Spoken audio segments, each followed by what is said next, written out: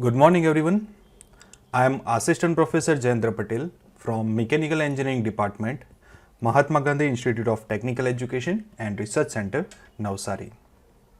This is the 15th lecture on the subject Indian Constitution, and in this lecture we are going to discuss about the legislative relationship between the union and the states. Now, before discussing all this relationship, let us discuss the basic things about all these things.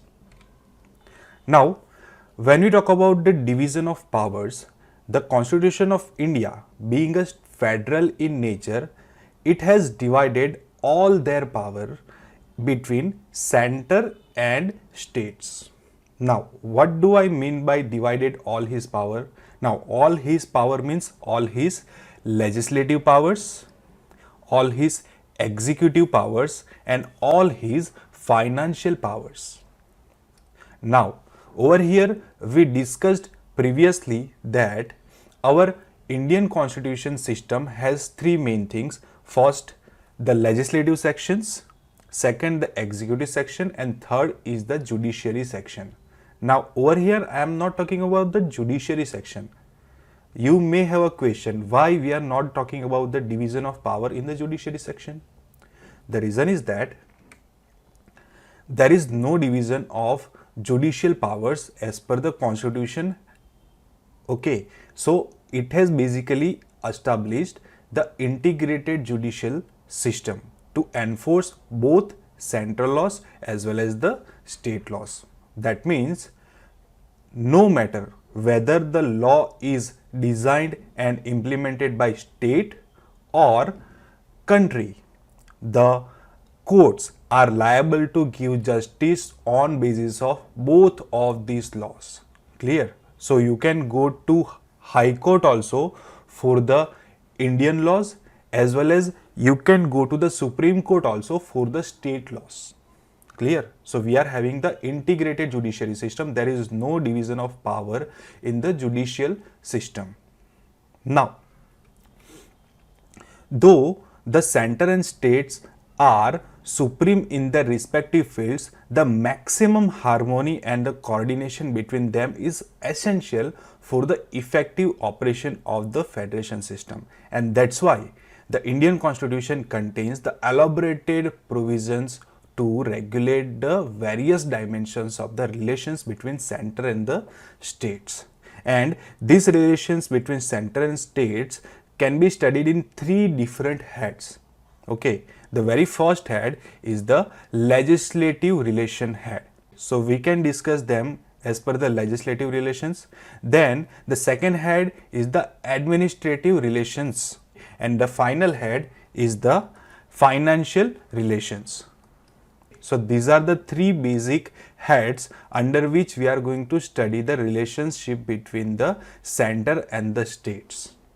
Now, in this particular lecture, we will completely be on the legislative relationships. So let us start with the legislative relationships.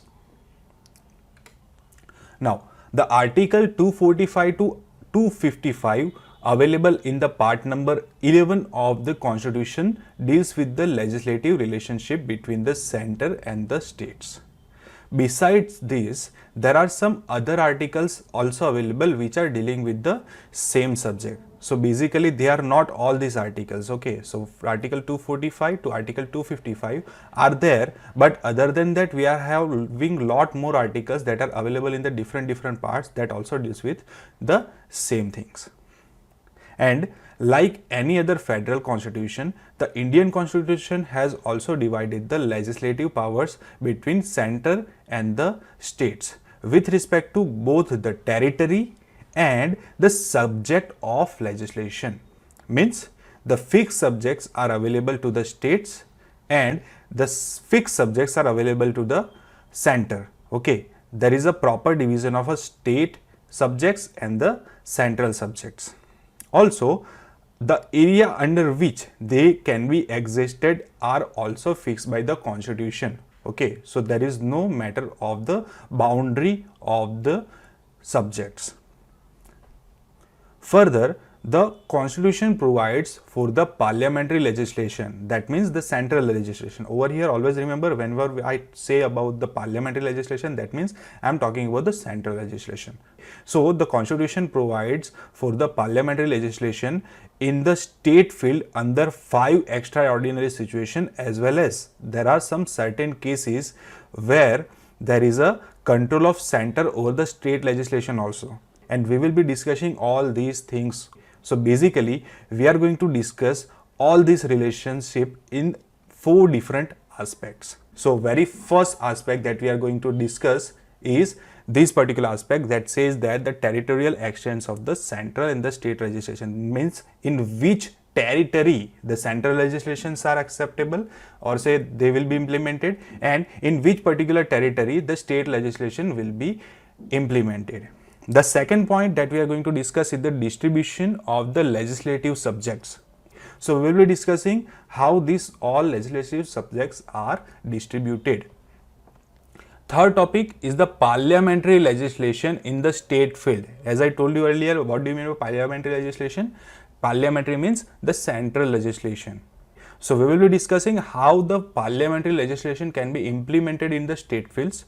And finally, and the fourth one, we will study the fourth aspect, that is the center's control over the state legislation. In which particular condition central will have the control over the state legislation. That means जो कि states ने laws implement किए हैं उन पे center का control किस तरीके से हो सकता है. So we will be studying center and state relations in these 4 different aspects. So let us start with the very first one. The constitution defines the territorial limit of the legislative powers vested in the center and the states in a various way. So we are going to discuss all of them in this particular first part. The very first thing, the territorial permissions. Now over here there are 2 statements available. Let us just see the both statements and let us understand the statements. Very first statement says that the subject to the provisions of constitution, parliament may make laws for the whole or any part of the territory of India, and the legislature of a state may make laws for the whole or any part of the state. Okay, so this is our first statement, and the second statement says that no law made by parliament shall be deemed to be invalid on the ground that it would have extraterritorial operation. That means extraterritorial operation means out of the territory operation. Okay, so let us understand both the statements. Now for the first statement, the statement says that, or say as per the statement we can say that the parliament can make laws for the whole territory of the India or any part of the territory of the India. So basically the parliament, that is a center that can make the laws in the whole territory, or if he want, he can specifically make laws for a specific part of the India also. When we talk about the territory of the India, it also includes the state like Gujarat, Rajasthan, Assam, etc. The union territories, that is our Diu, Daman, Chandigarh, Lakshadweep, okay, and any other area for the time being included in the territory of the area. कोई भी area जो particular time पे जब भी law बना था तब include हुआ है तो इन दैट पर्टिकुलर केस उन पे भी लागू होगा. Now the state legislature can make laws for the whole state और any part of the state. It has the limitation of the state और से specific part of the state. Okay, so it is not necessary कि कोई भी law जो बनता है वो पर्टिकुलर होल स्टेट पे ही लागू होगा. अगर स्टेट चाहे तो स्टेट के किसी स्पेसिफिक पार्ट पे भी लगा सकता है. That's it. Okay, also we can say that the laws made by the state legislature are not applicable outside the state, okay, except there is a sufficient connection between the state and the object. Remember this thing also. Okay, it is not implementable outside of the state, but if there is any connection between that particular object on which we are trying to implement the laws, and if we find out proper connection, in that case it may be implemented outside the states. And this is the explanation of the first statement properly. But when we talk about the second statement, the parliament alone can make extraterritorial legislation. Thus, we can say that the laws of the parliament are also applicable to the Indian citizens and their property in any other part of the world. So this is what the meaning of the second statement is. So always remember, as an Indian citizen, if you are having any kind of property outside of the India, that means the extraterritorial part, the laws are implementable on those parts also. But there are some territorial restrictions also available. So let us discuss them also. The laws of the parliament are also not applicable in some of the areas.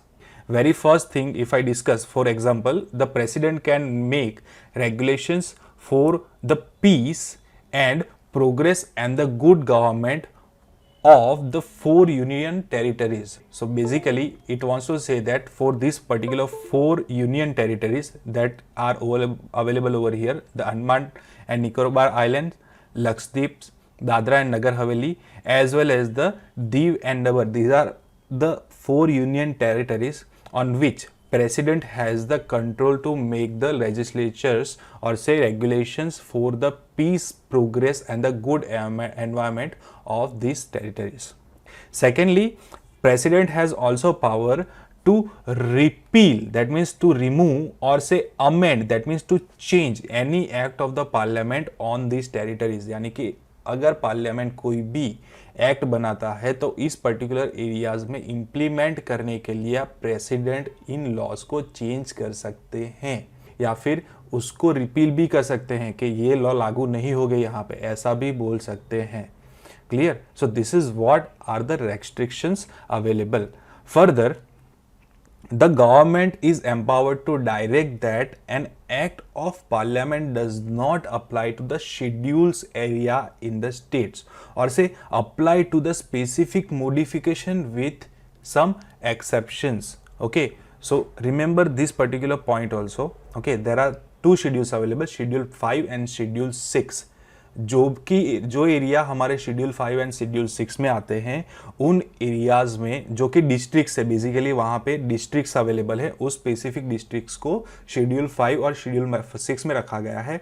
उन districts में state के कई laws लागू नहीं हो सकते और से पार्लियामेंट के भी कई लॉज लागू नहीं हो सकते हैं without any specific modifications.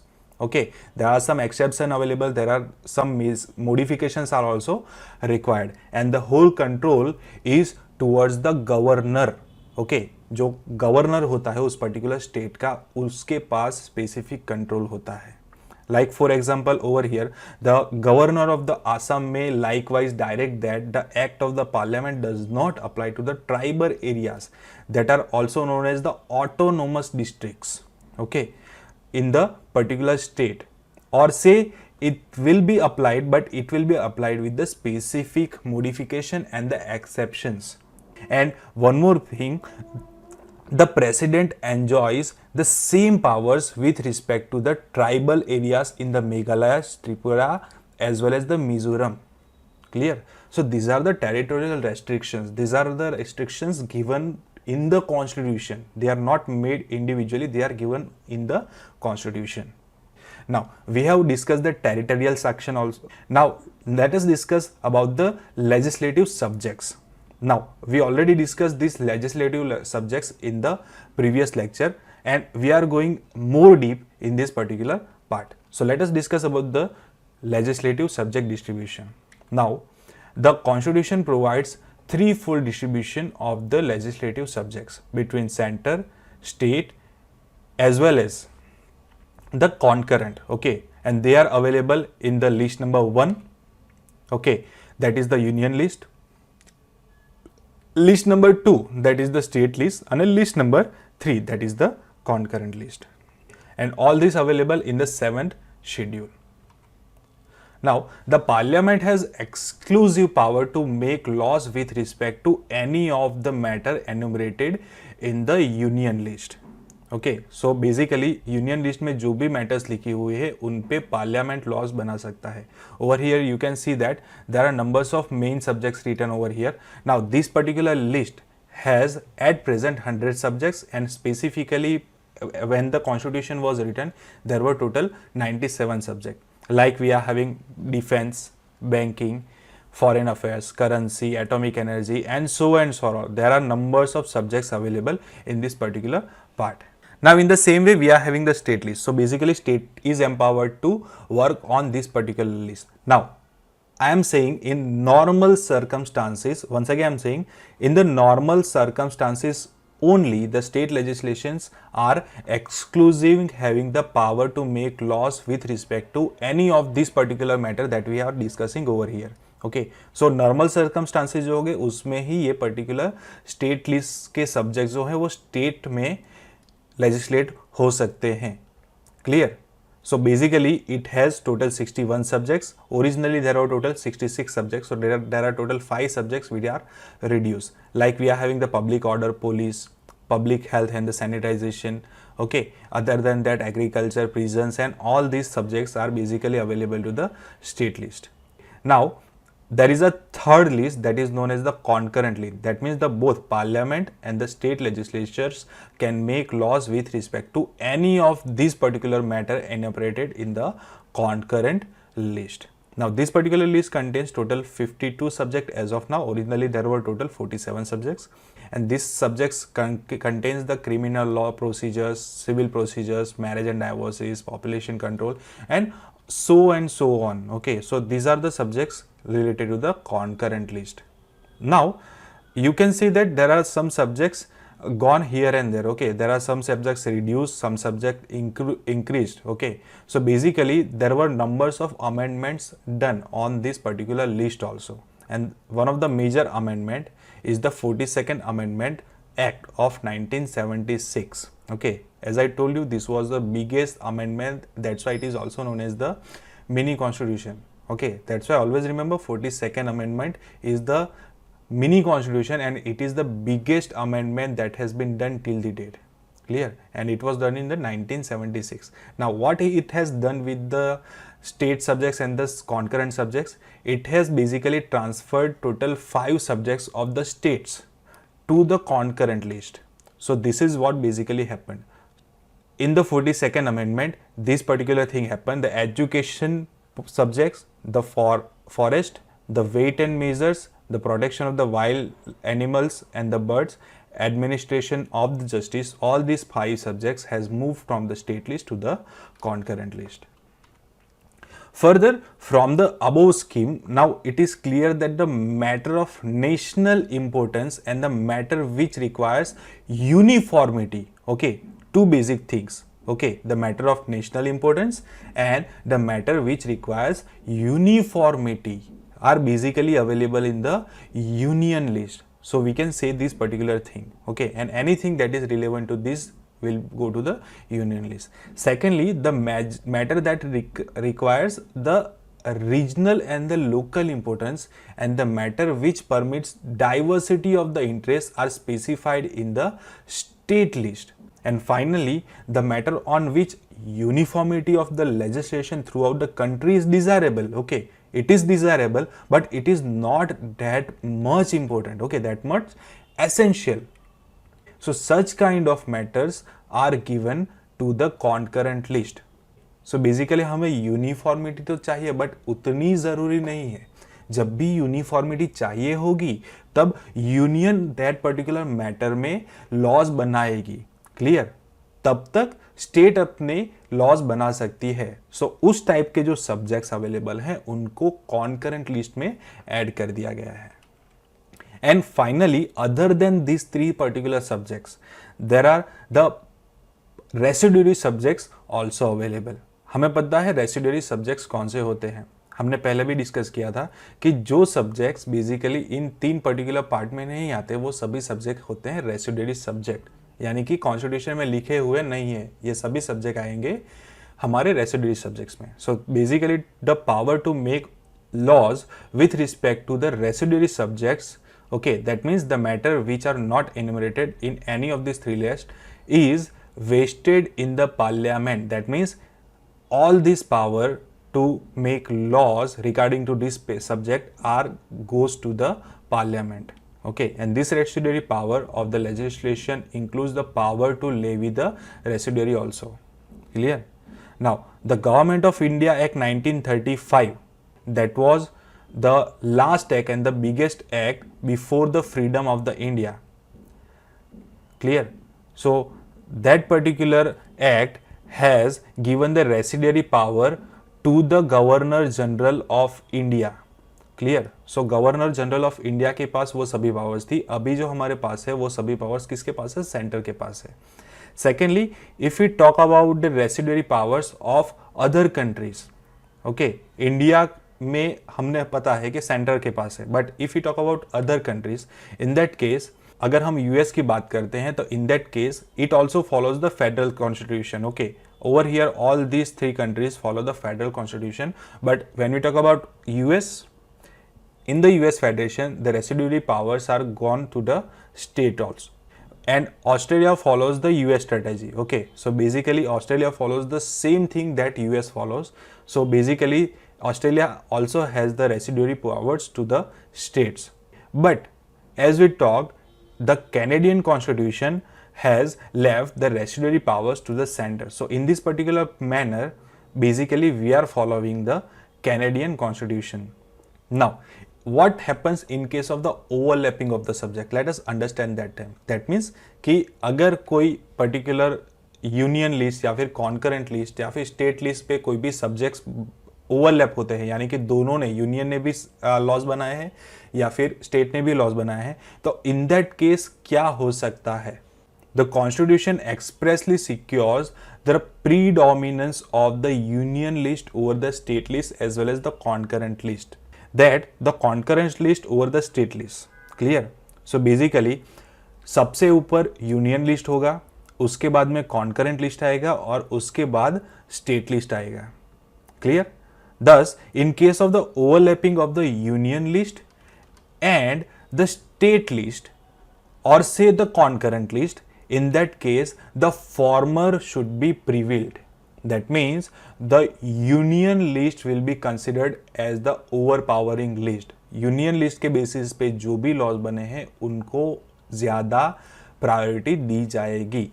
Now secondly, let us talk about the concurrent list as well as the state list. If there is a conflict between concurrent list and the state list, in that case what will happen? Once again, as we discussed, the former will prevail. That means the concurrent list will be the higher list. Concurrent list में जो भी subject हैं वो subject को ज़्यादा priority मिलेगी. That's it. Now let us talk about the next topic which is very interesting. What happens if the law is made by union in the concurrent list and the same list, okay, for the same list and for the same subject, the state has also made the law from the concurrent list. Now, in that particular conflict, what will happen? So, in that case, what will happen? Obvious thing is that the union law will prevail. But there is one more interesting thing. Okay, there is one exception available. If this particular thing is reserved for the consideration of the president, यानी कि state laws जो बने हैं वो specifically president के लिए जो reserve हो गए, कंसिडरेशन के लिए जो रिजर्व हो गए, इन दैट केस यूनियन को उसके सामने झुकना पड़ेगा. Clear? So there is a specific exception available. अगर वो प्रेसिडेंट के पावर में आता है तो स्टेट लिस्ट की प्रायोरिटी बड़ी होगी. Clear? So this is all the discussion about the overlapping of the subjects.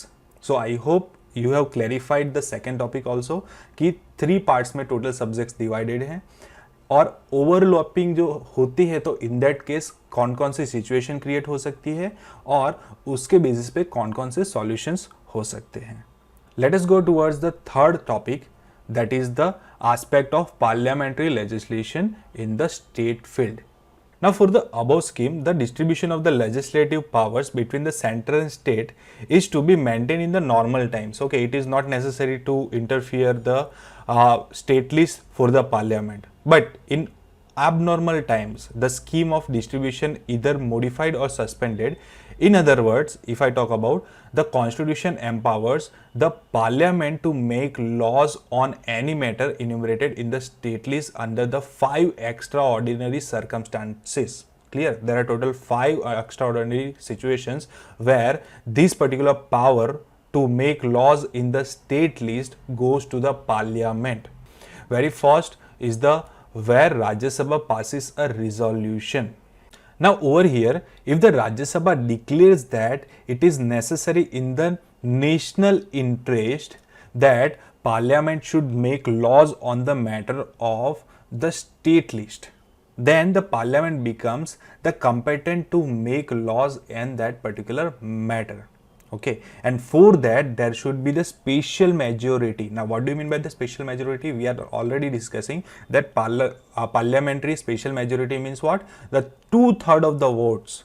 Okay, 2/3 of the vote of the members who are present in the voting, उसको हम special majority बोलते हैं. So if there is a special majority, in that case they can declare that this is the subject of the national interest and the parliament can make laws on that particular state subjects.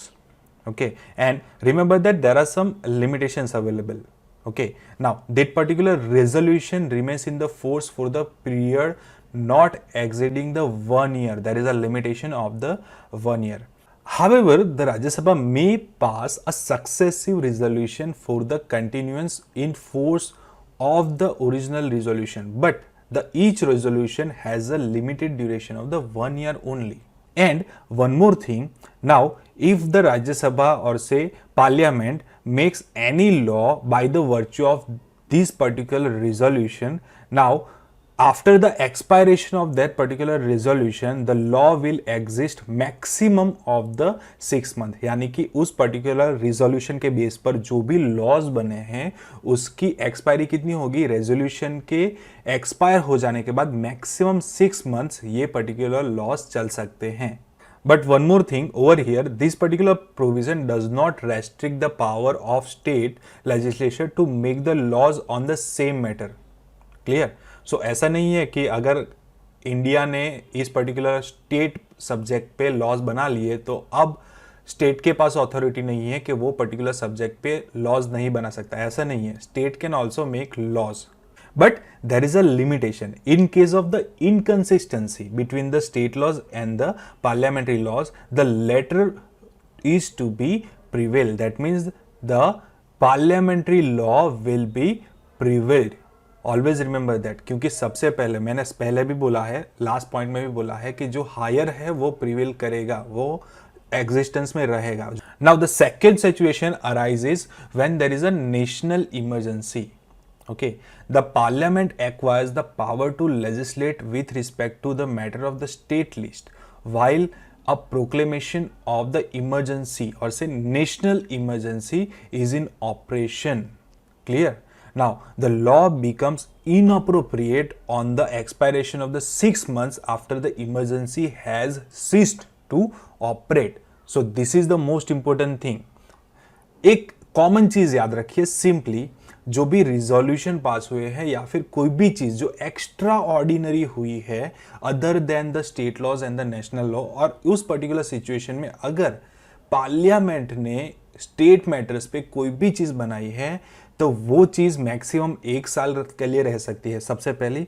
और second चीज, वो चीज यानी कि वो resolution expire होने के बाद जो भी लॉज बने हैं वो मैक्सिमम 6 मंथ्स तक ही टिक सकते हैं. ओके, सो ये कॉमन चीज आपको याद रहेगी, तो आपको ज्यादा चीजें एक्सप्लेन करने की या फिर याद रखने की जरूरत ही नहीं है. Clear? Over here it is said that कि इमरजेंसी के खत्म हो जाने के बाद मैक्सिमम 6 मंथ्स तक ये लॉ रहेगा, उसके बाद ये ऑटोमेटिकली एक्सपायर हो जाएगा. And here also the power of the state legislator to make laws on the same matter is not restricted, but the case of conflict, if there is a case of conflict is there, in that case the parliamentary law will be prevailed because it is a national thing. Now let us talk about the third scenario when the state makes the request. कई बार ऐसा भी होता है कि state central को request करते हैं कि भाई हमारी कंडीशन नहीं है, आप इस पर्टिकुलर मैटर पे लॉज बनाइए, क्योंकि ये कॉमन सब्जेक्ट हो चुका है अब। Okay, so whenever the legislator of the two और more states pass the resolution requiring the parliament to enact the laws on the matter of the state list, in that particular case the parliament can make laws for regulating that particular matter। clear?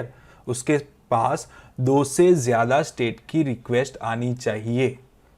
Now a law so enacted applies only to those states which have passed that particular resolution. It will not apply to whole country, it will be limited to those particular states only। okay, but afterwards if other states want, they can adopt this thing by just passing a resolution, that's it। but over here one thing to notice is that such a law can be amended or repealed by the parliament and not by the legislature of the concerned states। Clear? क्योंकि ये law किसने बनाए हैं? Parliament ने बनाए हैं, तो parliament की अथॉरिटी होगी कि वो उसे अमेंड करे या फिर रिमूव करे। नाउ इस केस को क्रिटिकली समझते हैं। बेसिकली यहां पे होता क्या है कि जो स्टेट है वो पर्टिकुलर स्टेट सब्जेक्ट्स में से एक पर्टिकुलर सब्जेक्ट को निकाल के पार्लियामेंट को दे देता है, यानी कि यूनिटरी गवर्नमेंट को दे देता है, सेंट्रल को दे देता है कि भाई इस पर्टिकुलर सब्जेक्ट को आप रिजोल्यूट कीजिए और आप उस पर लॉज बनाइए। बेसिकली पार्लियामेंट को जिसकी अथॉरिटी ही नहीं है उसकी अथॉरिटी स्टेट उसको प्रोवाइड कर देता है। सेकेंडली, अब इस मैटर में क्या होगा कि स्टेट लेजिस्लेचर अपने एक सब्जेक्ट को गवा देता है, क्योंकि बेसिकली एक बार अगर पार्लियामेंट में कोई भी रेजोल्यूशन पास कर दिया on the state subject on this particular request, तो अब पार्लियामेंट के पास सभी अथॉरिटी होगी कि वो उस पर्टिकुलर मैटर पे मॉडिफिकेशन करे, उस लॉज में मॉडिफिकेशन करे या फिर उसको रिपील करे। अब स्टेट उसमें कुछ नहीं कर सकता। Clear? So basically state is removing some of the subject by doing all these things. Okay, so उसकी अथॉरिटी गंवा रहा है।